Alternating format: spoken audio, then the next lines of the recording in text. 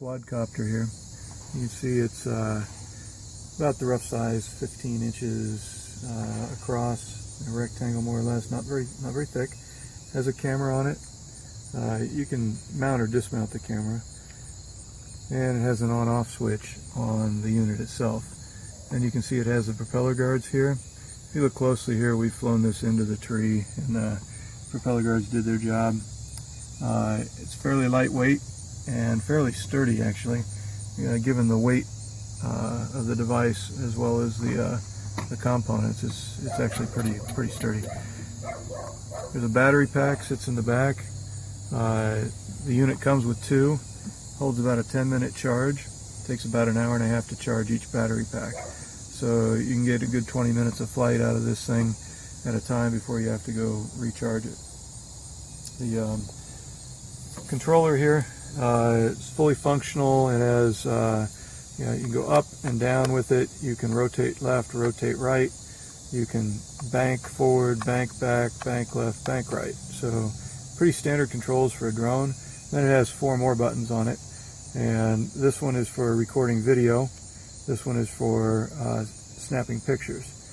This one has a auto head recovery button and launch. If you hit this is the B button, I guess.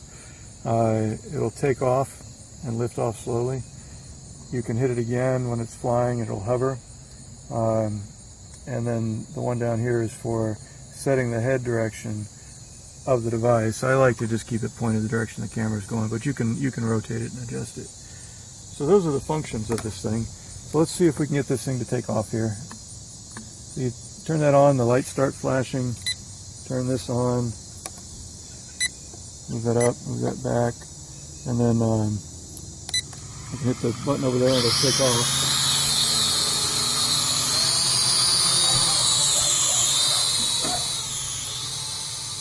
I can go up, I can come down.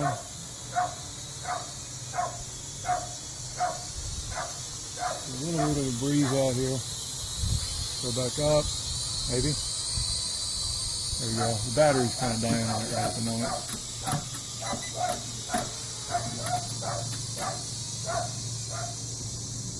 Roll over that direction. I can make a loop over this way. Come back. So I'll land it and show the video? Yeah. Hopefully I got a good shot of the video here. We'll come back over this direction and we'll come back down. So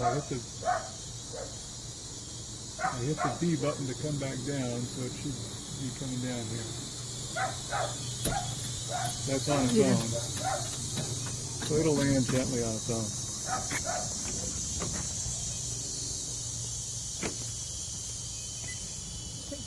So, there you go. She'll play the video.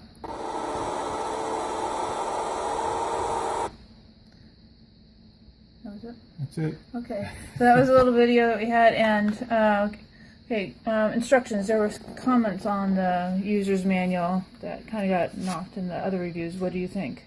I read through this. I think they may have redone their manual because the English is pretty good now.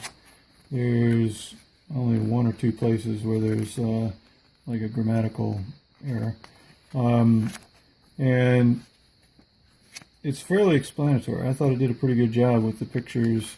Some of it's not completely understandable when you're looking at it the first time you go through it. I had to read through it twice and try the buttons and figure out what things did, and then it mixed up and it made sense.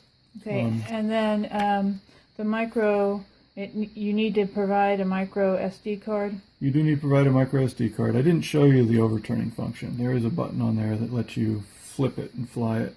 The drone will actually go up and make a loop, come back around.